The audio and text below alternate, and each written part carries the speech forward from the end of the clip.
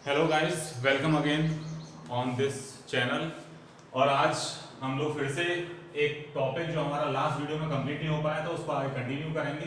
Banking awareness का topic है और टॉपिक का नाम है priority sector lending. Last time अगर आपने लास्ट वीडियो देखा है तो हम लोगों ने उसमें बताया था कि प्रायोरिटी सेक्टर्स क्या होते हैं, प्रायोरिटी सेक्टर लेंडिंग क्या होता है, और साथ ही साथ ये बताया था कि प्रायोरिटी सेक्टर लेंडिंग के अंतर्गत आरबीआई ने क्या लिमिट बताई है कि किसको कितना लोन देना है। ठीक है, फिर से एक बार हम लोग जल्दी से रिवाइज कर लेते हैं ताकि जो लोग ये वीडियो पहली बार देख रहे हैं, सबसे पहले तो मैं उनसे कहूंगा कि इससे पिछली वाली वीडियो जरूर देख लें, क्योंकि उसको अगर आप नहीं देखेंगे तो इसका पूरा कॉन्सेप्ट समझ में नहीं आएगा। मैं आप लोगों के लिए एक बार जल्दी से रिवाइज कर देता हूं। Priority sector lending, priority sectors क्या होते हैं? हमारी इकोनॉमी में बहुत सारे सेक्टर होते हैं, जैसे कि एजुकेशन सेक्टर हो गया, हाउसिंग सेक्टर हो गया, बहुत सारे। ठीक है, तो उनमें से कुछ सेक्टर्स को गवर्नमेंट ने प्रायोरिटी लिस्ट पे रखा हुआ है, मतलब कि उन सेक्टर्स में हमें क्या करना है, जल्दी डेवलपमेंट करना है, उनको ज्यादा सपोर्ट करना है ताकि वो जल्दी से जल्दी क्या कर सकें, ग्रो कर सकें। ठीक है, अब उस लिस्ट में काफी सारे सेक्टर हैं, जैसे कि एजुकेशन है, रिन्यूएबल एनर्जी है, एक्सपोर्ट क्रेडिट है, काफी सारे। ठीक, तो उन सारे सेक्टर्स की एक लिस्ट बनाई है गवर्नमेंट ने। ठीक है, और उस लिस्ट में उन सारे सेक्टर्स का नाम लिखा हुआ है जो कि प्रायोरिटी सेक्टर में आते हैं। अब इन प्रायोरिटी सेक्टर्स का पूरा आपको नाम जानना है तो मैंने लास्ट वीडियो में एक लिंक भी बताया है आरबीआई का, आरबीआई की साइट पे जाके आप देख सकते हैं। और इस लास्ट वीडियो में मैंने आपको पूरे नाम भी लिख के दिखाए थे प्रायोरिटी सेक्टर्स के, कौन कौन से सेक्टर्स प्रायोरिटी सेक्टर में आते हैं। ठीक है, तो हमारी गवर्नमेंट ने एक लिस्ट बनाई, किसकी लिस्ट बनाई? प्रायोरिटी सेक्टर्स को। कुछ सेक्टर्स को उस लिस्ट में रखा कि इन सेक्टर्स पर हमें ज्यादा ध्यान देना है, इनको जल्दी से क्या करना है, डेवलप करना है। क्लियर हुआ?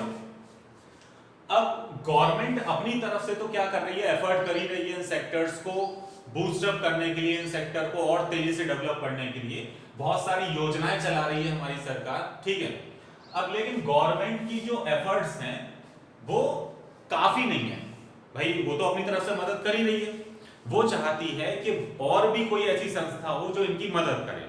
तो फिर गवर्नमेंट ने किससे कहा? गवर्नमेंट ने कहा आरबीआई से, रिजर्व बैंक ऑफ इंडिया, जो कि हमारे देश का सेंट्रल बैंक है। गवर्नमेंट ने आरबीआई से कहा कि भाई आप भी किसी ना किसी तरीके से इन सेक्टर्स की क्या करो, मदद करो ताकि ये तेजी से क्या हो जाए, डेवलप हो पाए। ठीक है, अब आरबीआई ने इसमें कैसे हेल्प करी है सरकार की? आरबीआई ने क्या करा कि आरबीआई के अंडर में सारे बैंक आते हैं, जैसे कौन कौन से? कॉमर्शियल बैंक भी आरबीआई के अंडर में आते हैं, आरआरबी रीजनल रूरल बैंक, जिन्हें हम सिंपल भाषा में बोलते हैं ग्रामीण बैंक। ग्रामीण बैंक भी किसके अंडर में आते हैं? आरबीआई के अंडर में। तीसरा है फॉरेन बैंक, भाई विदेशी बैंक जो जिनका हेडक्वार्टर तो दूसरे देश में है लेकिन वो अपनी ब्रांचेस कहां पर चला रहे हैं, इंडिया में, तो वो भी किसके अंडर, या वो भी किसकी गाइडलाइन फॉलो करते हैं, आरबीआई की, तो वो भी हम कहें कि किसके अंडर में आते हैं, आरबीआई के अंडर में। तो आरबीआई ने क्या करा भाई, सारे के सारे बैंक उसके अंडर में आते हैं। ये सारे बैंक क्या करते हैं, एक फाइनेंशियल ईयर में हर साल लोन देते हैं। ठीक है, अब मान लो कोई भी कॉमर्शियल बैंक ले लो आप, एसबीआई, ये साल भर में करोड़ों रुपए के लोन देता है, मान लीजिए 10,000 करोड़। एसबीआई ने एक फाइनेंशियल ईयर में 10,000 करोड़ के क्या दिए, लोन दिए। अब आरबीआई ने उसको क्या ऑर्डर दिया है कि भाई आप जितने भी रुपए के लोन दे रहे हो एक फाइनेंशियल ईयर में, ठीक है, अब वो 10,000 करोड़ का हमने एक एग्जांपल ले लिया है, एक बैंक जितने भी रुपए के लोन देगा एक फाइनेंशियल ईयर में, उसमें से एक सर्टेन परसेंटेज डिसाइड कर रही है कि जैसे मान लो एसबीआई से कहा कि भाई आप जितने भी लोन दे रहे हो उसका 40% लोन, कम से कम 40% आपको कौन से सेक्टर्स को देना है, केवल इन्हीं सेक्टर्स को देना है जिनको गवर्नमेंट ने कौन सी लिस्ट में रखा है, प्रायोरिटी सेक्टर्स की लिस्ट में। क्लियर हुआ? अब एसबीआई एक फाइनेंशियल ईयर में जितने भी रुपए के लोन देगा कम से कम उसका 40% लोन उसे किसको देना होगा, इन सेक्टर्स को। ठीक है, अब आरबीआई ने क्या करा है कि कॉमर्शियल बैंक के लिए बता दिया मान लो 40%, ग्रामीण बैंकों के लिए अलग परसेंटेज डिसाइड कर दिया, ऐसे अलग अलग परसेंटेज डिसाइड करे हैं। क्लियर हुआ कि आरबीआई ने कहा जितने भी कॉमर्शियल बैंक हैं। अब कॉमर्शियल बैंक क्या है ये मैंने लास्ट वीडियो में समझाया है, तो अब मैं दोबारा समझाऊंगा तो ये वीडियो बहुत लेंथी हो जाएगा, तो आप लास्ट वीडियो जरूर देखें और उससे समझिएगा कि कॉमर्शियल बैंक क्या होते हैं। कॉमर्शियल बैंक कैटेगरी में कौन कौन से बैंक आते हैं, तो जितने भी बैंक कॉमर्शियल बैंक कैटेगरी में आ रहे होंगे उन सबको एटलीस्ट 40% किसको लोन देना होगा? प्रायोरिटी सेक्टर को। अब भाई इनको मिनिमम इतना तो मिलेगा ही मिलेगा, और देना चाहे तो वो और दे सकता है। तो ये सारे सेक्टर्स क्या होंगे? और सेक्टर्स के कंपैरिजन में और तेजी से ग्रो करेंगे। क्लियर हुआ? तो सबकी परसेंटेज अलग अलग है। और ये जो ऑर्डर है जो किसने दिया है? आरबीआई ने सारे बैंकों के, आपको कम से कम इतना रुपया तो प्रायोरिटी सेक्टर्स को लैंड करना ही करना है। इसी चीज को हम क्या बोलते हैं? Priority sector lending. लैंडिंग का मतलब होता है उधार देना। प्रायोरिटी सेक्टर्स को किस बैंक को एटलीस्ट कितना परसेंटेज उधार देना है, ये इस टॉपिक में हम यही समझते हैं प्रायोरिटी सेक्टर लैंडिंग में। अब लास्ट टर्न में या लास्ट वीडियो में हमने क्या समझा था कि कॉमर्शियल बैंक्स को कितना परसेंटेज बताया गया है, या कहें कि फॉरेन बैंक को, दोनों को ही कितना बताया गया है? 40%। बट जो लेटेस्ट खबर है या आगे फ्यूचर के भी बारे में अगर मैं आपको बताऊं कि 31 मार्च 2021 से ये 40% से बढ़ाकर कितना कर दिया गया है? 45%। ठीक है, जो नई गाइडलाइंस आई हैं। और इससे आगे क्या है? फ्रॉम 31 मार्च 2022 ये 45 बढ़ा के कितना हो जाएगा? 50 हो जाएगा। देन 2023 से इसको कितना कर देना है? 60%। 2024 तक कितना करके ले जाना है? 75%। इसका मतलब ये है कि अगर स्टेट बैंक ऑफ इंडिया साल भर में 100 रुपए के लोन दे रहा है तो 2024 और 25 जो फाइनेंशियल ईयर होगा वहां तक आते आते उसे एटलीस्ट 75% लोन किसको देना कंपलसरी होगा? प्रायोरिटी सेक्टर्स को। ये इस साल कंपलसरी नहीं है, इस साल का टारगेट क्या है? 45। अभी तक जो 40% था वो इस साल 31 मार्च 2021 से, ठीक है, या उसके बाद से हम कहें 1 अप्रैल से कितना हो गया है? 45%। तो इस मैनर में इसको आगे बढ़ाया जाएगा। क्लियर हुआ? अब ये जो 40% अभी तक हम पढ़ रहे थे, ये 40% था कि सारे प्रायोरिटी सेक्टर्स को मिलाकर कितना देना है? 40%। फिर हमने इसमें बाइफरकेशन भी पढ़ा था कि अब प्रायोरिटी सेक्टर में जैसे आता है एग्रीकल्चर, कि 40% में से एग्रीकल्चर को कितना देना है, तो हमने लास्ट वीडियो में पढ़ा था 18% देना है। ठीक है, माइक्रो एंटरप्राइजेस को कितना देना है? 7.5% देना है। वीकर सेक्शन को कितना देना है? 10%। तो 40% में से 18% चला गया था एग्रीकल्चर को, 7.5% चला गया था माइक्रो एंटरप्राइजेस को।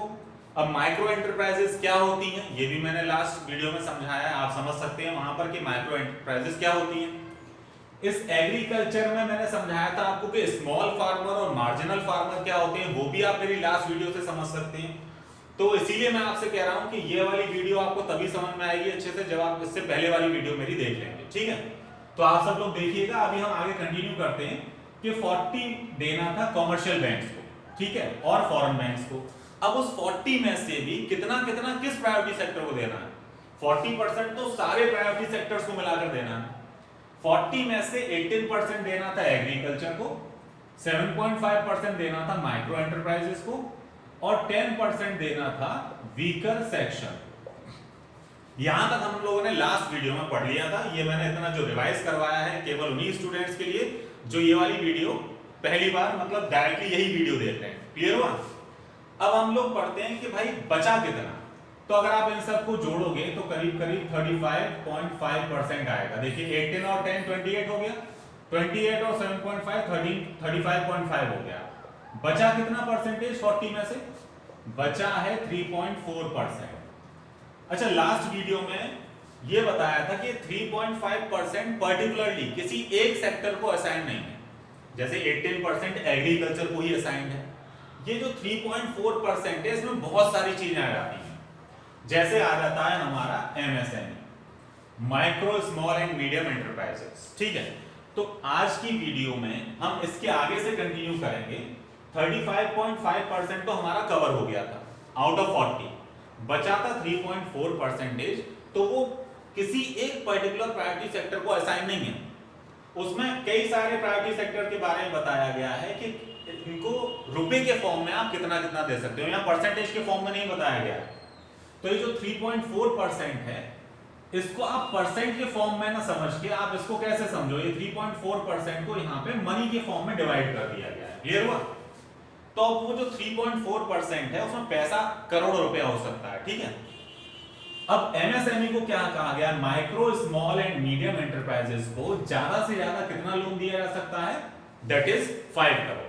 क्लियर हुआ कि भाई इनको ज्यादा से ज्यादा 5 करोड़ तक का लोन दे सकते हैं, या फिर आप 5 करोड़ को क्या बोल सकते हैं, ठीक है। अगर आप इसको मिलियन में लेंगे, ठीक है, तो ये 5 करोड़ कितना हो गया, 500 लाख, और 1 मिलियन में कितने होते हैं, तो आप कह सकते हैं कि 50 मिलियन तक का लोन मैक्सिमम एमएसएमई को दिया जा सकता है। क्लियर हो रहा है। Second one is renewable energy, कि भाई रिन्यूएबल एनर्जी को ज्यादा से ज्यादा कितना दिया जा सकता है, वो है हमारा ज्यादा से ज्यादा 15 करोड़। ये वही 3.4% चल रहा है, ठीक है। अब 3.4% को हम लोग परसेंटेज में ना पढ़कर रुपए के फॉर्म में पढ़ रहे हैं, क्योंकि बाकी सेक्टर्स की जो लिमिट है वो अकॉर्डिंग टू रुपीस यहां पे सेट करी गई है, not according to percentage. Clear हुआ।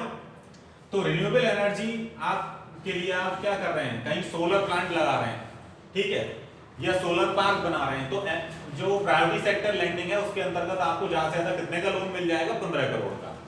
इसके बाद हम आते हैं एजुकेशन।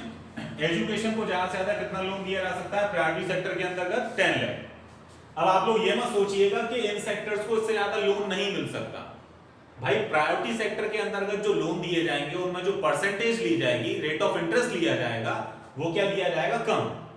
लेना चाहें तो आप एजुकेशन लोन 20 लाख का भी ले सकते हैं, बट उसमें से केवल 10 लाख ही किसके अंतर्गत काउंट होगा, प्रायोरिटी सेक्टर। और उस पर जो आपको रेट ऑफ इंटरेस्ट देना पड़ेगा वो क्या देना पड़ेगा, कम। और जो बचा हुआ 10 लाख होगा उस पर आपको रेट ऑफ इंटरेस्ट क्या देना पड़ेगा, ज्यादा। क्लियर हो गया। तो एमएसएमई 5 करोड़ ज्यादा से ज्यादा, रिन्यूएबल एनर्जी 15 करोड़ ज्यादा से ज्यादा, एजुकेशन ज्यादा से ज्यादा 10 लाख। अब आते हैं हाउसिंग पर। अब यहां पर हाउसिंग में लिखा हुआ है 3.5 मिलियन, या कहें हम 35 लाख। भाई 1 मिलियन में 10 लाख होते हैं, 3.5 मिलियन इक्वल्स टू 35 लाख। तो हाउसिंग में कितने रुपए का लोन मिल सकता है, 35 लाख का। कहां पर, अगर आप घर बना रहे हो या बिल्डिंग बना रहे हो, कहां पर होनी चाहिए वो, मेट्रोपॉलिटन सेंटर। अभी मेट्रोपॉलिटन सेंटर होता क्या है, ऐसी कोई भी जगह जिसकी आबादी, जिसकी पॉपुलेशन 10 लाख या उससे ज्यादा हो, तो उस जगह को हम लोग बोलते हैं मेट्रोपॉलिटन सेंटर। अगर आप अपना घर बना रहे हैं या कुछ भी कर रहे हैं, ठीक है, और उसको बनाने की जो टोटल कॉस्ट है वो कितनी आ रही है, 4 मिलियन, या कहें 40 लाख रुपीस, तो आपको प्रायोरिटी सेक्टर के अंतर्गत ज्यादा से ज्यादा कितना लोन मिल जाएगा, 3.5 मिलियन, या कहें 35 लाख रुपीस। क्लियर हुआ। ये आप घर कहां बना रहे हैं, मेट्रोपॉलिटन सेंटर। इसके अलावा और किसी जगह पर बना रहे हैं जहां पर आबादी क्या है, 10 लाख से कम है, ठीक है, तो वहां पर जो आपको ज्यादा से ज्यादा लोन मिल सकता है वो है 2.5 मिलियन, या कहें 25 लाख। अच्छा, 25 लाख का लोन कब मिलेगा, जब ओवरऑल कॉस्ट जो होगी, जो आप घर बना रहे हो या कुछ भी कर रहे हो, ठीक है, उसकी ओवरऑल कॉस्ट कितनी हो, 3 मिलियन, या कहें 30 लाख रुपीस। तो उम्मीद है आप लोगों को ये जो 3.5% बचा हुआ था वो परसेंटेज वाइज डिवाइडेड नहीं है। ये चीज आप लोगों को अच्छे से समझ में आ गई होगी, ठीक है। वो क्या है, उनकी मॉनेटरी लिमिट बना दी गई है, मतलब पैसे के रेस्पेक्ट में कि कितना रुपया ज्यादा से ज्यादा दिया जा सकता है। अब वो किस किस सेक्टर को कितना कितना दिया जा सकता है वो मैंने आपको यहाँ पे क्लियर कर दिया है। तो उम्मीद है आपको कि आरबीआई ने जो ऑर्डर दिया है कॉमर्शियल बैंक को, ठीक है, 40% का चल रहा था, लेकिन 31 मार्च से अब कितना हो गया, 45। लेकिन अभी हम 40% के रेस्पेक्ट में ये सारी चीजें जान रहे हैं। ये 45 के रेस्पेक्ट में थोड़ी थोड़ी क्या हो गई है, बढ़ गई है। जैसे अब एजुकेशन लोन कितने का हो जाएगा, 20 लाख का। लेकिन अभी आप इसके रेस्पेक्ट में समझो तो आपको चीजें क्लियर हो जाएंगी। फिर आप टाइम टू टाइम आरबीआई की जो गाइडलाइंस आएंगी वो आप खुद भी पढ़ते रहिएगा, या फिर मैं आपको क्लियर कर दूंगा, ठीक है। अभी हम 40% के हिसाब से समझ रहे हैं कि आरबीआई ने ऑर्डर दिया है कॉमर्शियल बैंक्स को और फॉरेन बैंक्स को कि आपको भाई कितना देना है, 40%। तो 40% में कैसे कैसे परसेंटेज वाइज डिवाइडेड है वो हमने पढ़ लिया। 18% एग्रीकल्चर को है, 7.5% माइक्रो एंटरप्राइजेस को है, 10% वीकर सेक्शन को है। बचा जो हमारा 3.5% वो परसेंटेज वाइज डिवाइडेड नहीं है, वो रुपयों के हिसाब से डिवाइडेड है। और कैसे कैसे किस सेक्टर को डिवाइडेड है ये आपको मुझे उम्मीद है कि क्लियर हो गया होगा, ठीक है। तो अब हमारा किस किस बैंक के बारे में हमें चीजें क्लियर हो चुकी हैं कॉमर्शियल में। आरबीआई ने कितना ऑर्डर दिया है, कितना कितना दे सकते हैं। फॉरेन बैंक पर भी सेम चीज लागू होती है, तो वो भी क्लियर हो गया। और urban cooperative bank, cooperative bank आपको मालूम है सहकारी बैंक होते हैं, ठीक है, 3 लेवल पर होते हैं, विलेज लेवल पर होता है, डिस्ट्रिक्ट लेवल पर होता है और स्टेट लेवल पर। तो विलेज वाले के ऊपर ये चीजें लागू नहीं होंगी। अर्बन कोऑपरेटिव बैंक लिखा हुआ मतलब कौन कौन से अर्बन एरिया में कौन कौन से आते हैं, तो डिस्ट्रिक्ट वाला और एक स्टेट वाला। दो फिर से समझ लो एक बार जल्दी से कि कोऑपरेटिव बैंक 3 अलग अलग लेवल पर होते हैं। पहला लेवल होता है विलेज लेवल, सबसे निचला लेवल, फिर उसके बाद डिस्ट्रिक्ट लेवल और सबसे ऊपर स्टेट लेवल। अब आप खुद ही सोचो कॉमन सेंस लगाकर इन तीनों में से अर्बन एरिया में कौन से आते हैं। तो गांव वाला तो भाई अर्बन एरिया नहीं बोला जाएगा, वो तो रूरल बोला जाएगा। उससे ऊपर कौन सा आ गया, डिस्ट्रिक्ट। डिस्ट्रिक्ट क्या होती है, अर्बन आएगा, ठीक है, और स्टेट। मतलब ये जो 40% वाली कहानी है ये कौन से कोऑपरेटिव बैंक्स पर लागू होती है, जो कि डिस्ट्रिक्ट लेवल पर होंगे और स्टेट लेवल पर। गांव वाले लेवल पर ये 40% वाली चीज लागू नहीं होगी। उन पर क्या लागू होगा ये मैं अभी आपको बताऊंगा। तो अभी ये जो 40% में हमारे कवर हुए हैं सारे कमर्शियल में, उनको इसी हिसाब से फंक्शन करना है, ठीक है। सारे फॉरेन बैंक उनको भी सेम इसी चीज हिसाब से फंक्शन करना है, और अर्बन कोऑपरेटिव बैंक। तो ये तीनों कंप्लीट हो चुके हैं। उम्मीद है आप लोगों को समझ में आया होगा। अब जो मैं आगे बताने जा रहा हूं वो एक प्रकार के बैंक बचे हैं, केवल उनके बारे में भी आपको सारी जानकारी देता हूं, और वो है आरआरबी, रीजनल रूरल बैंक, जिन्हें हम सिंपल भाषा में बोलते हैं ग्रामीण बैंक, ठीक है।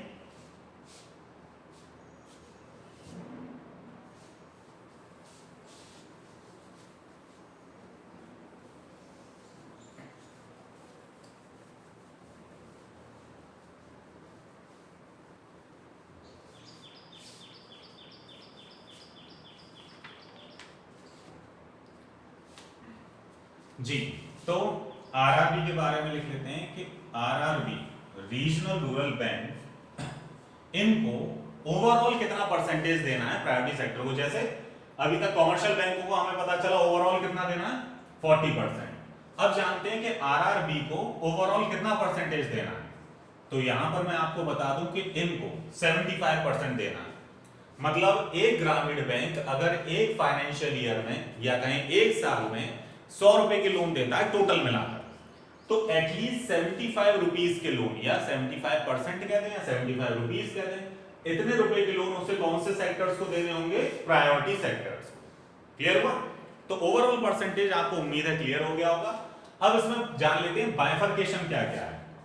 बाइफरकेशन है कि भाई एग्रीकल्चर को कितना देना है। एग्रीकल्चर को सेम कॉमर्शियल बैंक वाला लागू होता है 18%, ठीक है। उसके बाद आते हैं हमारे वीकर सेक्शन।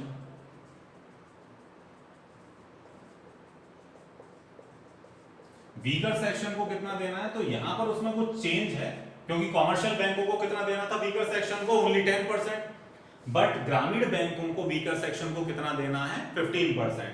क्योंकि वीकर सेक्शन कैटेगरी में जो लोग आते हैं वो शहरों से ज्यादा कहां पर पाए जाते हैं, ग्रामीण एरिया में। तो इसलिए यहां पर 10 से बढ़ाकर कितना कर दिया गया है, 15% कर दिया गया है। इसके बाद आता है इसमें स्मॉल एंड मार्जिनल फार्मर।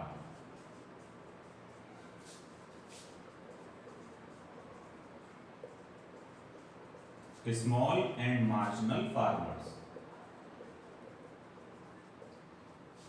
उसके लिए यहां पर अलग से 8% का प्रावधान है, एलोकेशन है। अब आप सोचेंगे एग्रीकल्चर में ही तो आते हैं लोग, नहीं, यहां पर एग्रीकल्चर में 18% है। उसके अलावा स्पेशल अटेंशन दी गई है स्मॉल एंड मार्जिनल फार्मर पे, तो उनको अलग से कितना दिया गया है, 8%, ठीक है। उसके बाद आते हैं हमारे माइक्रो एंटरप्राइजेस।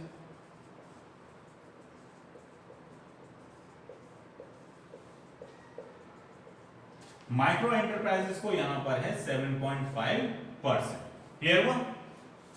तो 18, उसके बाद 15 कितना हो गया, 33, ठीक है। 33 और 8 कितना हो गया, 41, 41 और 7.5 ये हो गया 48.5, ठीक है। अभी भी काफी सारा बचा हुआ है। तो अब क्या करा गया है, इन्होंने 3 सेक्टर्स को मिलाकर। अब वो 3 सेक्टर कौन कौन से हैं, मीडियम एंटरप्राइजेस हो गया, सोशल इंफ्रास्ट्रक्चर हो गया, और रिन्यूएबल एनर्जी। मतलब 3 सेक्टर को इन्होंने एक साथ जोड़ा है।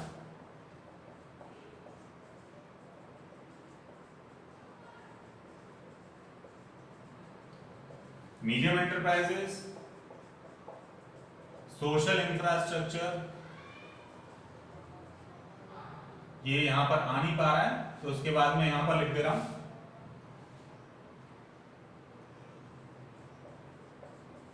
Infrastructure and renewable energy.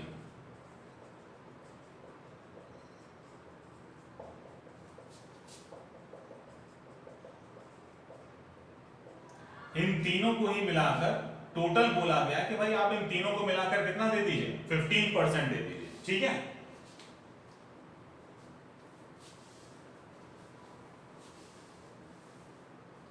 अब अगर हम इसको टोटल करें, ठीक है, 15% ये हो गया, 15% ये हो गया, सीधे सीधे कितना हो गया 30% प्लस 18%, टोटल कितना हो गया 48। 48 में 8 और जोड़ दीजिए तो हो गया हमारा 56। 56 में आप 7.5 और जोड़ दीजिए तो हो गया हमारा 63.5। अब आप देख रहे होंगे कि भाई बोला तो है टोटल कितना देना है 75, लेकिन यहां पर तो सब कुछ जोड़ के कितना बैठा है 63.5। तो इसके बाद जितना भी बचा वो सेम कहानी रिपीट होगी जैसे कि पहले हो रही थी कि परसेंटेज वाइज जो एलोकेशन करा गया अलग अलग प्रायोरिटी सेक्टर को, वो ओवरऑल कितना बैठता है 63.5। इसके बाद जो परसेंटेज बचा वो किसके फॉर्म में देना है, वही सेम रुपयों के फॉर्म में कि भाई एजुकेशन को आप 10 लाख दे सकते हैं, ठीक। इस तरीके से बाकी बचा हुआ परसेंटेज हमारा डिवाइडेड। तो उम्मीद है कि आज की वीडियो में आप सभी लोगों को सारी चीजें क्लियर हुई होंगी। नेक्स्ट वीडियो जो मैं बनाऊंगा, ठीक है, अभी प्रायोरिटी सेक्टर्स आप लोगों को समझ में आ गया होगा, ये भी समझ में आ गया होगा कौन कौन से प्रायोरिटी सेक्टर हैं, मार्जिनल फार्मर क्या होते हैं, स्मॉल फार्मर क्या होते हैं, माइक्रो एंटरप्राइजेस क्या होती है, और जो परसेंटेज एलोकेटेड है उसमें से बाइफर्केशन क्या है। लेकिन अब जो नया टाइम आ रहा है, आगे आने वाला टाइम, उसमें क्या है, नई परसेंटेज आ चुकी है और नया ही क्या है एलोकेशन है। क्लियर हुआ? तो आगे आने वाली वीडियोस में जब भी कोई नया चेंज होगा, ठीक है, चेंजेस हैं और आगे और ज्यादा होंगे, तो आगे आने वाली वीडियोस में मैं जितने भी चेंजेस हैं वो आप सभी लोगों को उससे अपडेट करूंगा। उम्मीद करता हूं कि आपको प्रायोरिटी सेक्टर लेंडिंग का बेसिक क्या होता है, priority sector lending, priority sectors क्या होते हैं, ये सारी चीजें समझ में आई होंगी। तो आज के लिए, आज की वीडियो के लिए इतना ही बहुत है। नेक्स्ट वीडियो में मिलते हैं। अगर मेरी वीडियो आप लोगों को पसंद आई हो तो प्लीज लाइक और सब्सक्राइब जरूर करिएगा।